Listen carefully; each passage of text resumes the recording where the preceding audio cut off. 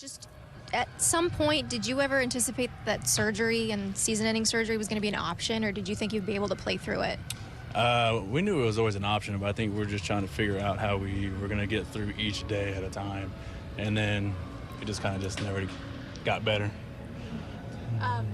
Do you know when it started to really bother you? Did you feel this at all at spring, or was it once the regular season started? It was Mother's Day. Yeah, Mother's Day was the day. My third at bat. I think I had one more at bat after that. I grounded out to the shortstop, I believe. But that's when it initially started, and we had just kept treating it, and then it came back again. And in Toronto, yeah. So there were, you did come back. You were on the IL and came back and played. I mean, did it feel okay for those couple days that you were playing, or? Yeah. That whole series against the Mets, right? And that was great. And I think when what game was it? When I came out. Dodgers game, yeah, that Dodgers game. We were messing with medications, trying to figure out treatments, and I was able to take the same medication, but at a later date or later in time. I didn't have enough. We had to wait for a doctor to get there, basically. And I don't know if it didn't kick in at the right time, and it flared up again that day. Did you try to convince him at all that maybe just with another month off or something you could play the last 3 months? Or? No, because we knew it was going to happen eventually. There's stuff in there that's out of place. That's you got to put back together, and then surgery is the only way that it's going to have to get fixed. But I was just at a point to where if I kept upping the dosage on the stuff that I was taking, I didn't feel comfortable with it. I guess just how confident you are in the rest of your teammates to kind of be able to, play well the rest of the year and kind of despite your injury and all that. Yeah, definitely. And I think that was the main factor of me trying to push through this was we have a great group of guys here, and I didn't want to do it 2 years in a row. Last year it was kind of okay, not okay, but we were out of it, and we really didn't stand a chance. But this year, our team is amazing. I love this group of guys, going to battle with them every single day, and it sucks.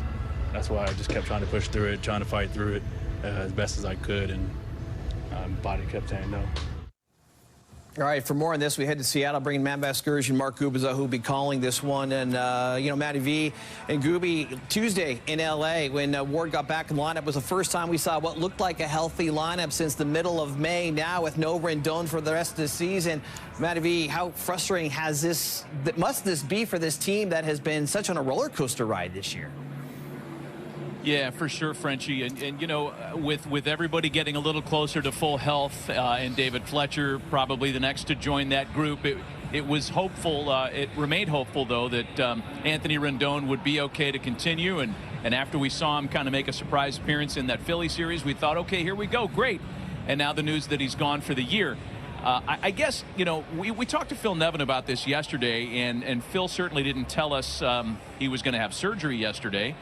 But the tone that we got from Phil was he wasn't quite sure he was going to expect a contribution from Anthony. So I think the team in the back of their mind was thinking, all right, what next on the occasion he doesn't join us this year, and that's exactly what happened. Yeah, I mean, this from the pitcher's perspective, you have a guy over there who can pick it at third base. He was so dynamic again this year. He was healthy. The hit was better.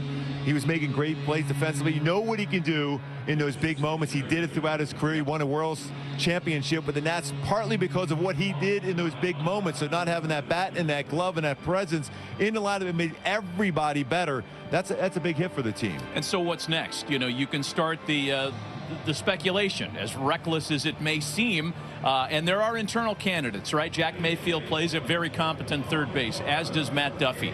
But now that you know that Rendon's gone for the year, and to Bobby's earlier point, maybe the front office kicks it into a different gear and starts to look around. And the usual suspects are usually the teams that are out of it, teams that are already shedding payroll. Teams like, Oakland, Cincinnati, Kansas City. The Yankees have a player that's pretty interesting there. You think about the Reds, Mike Moustakas, veteran guy, comes with a little bit of a price tag.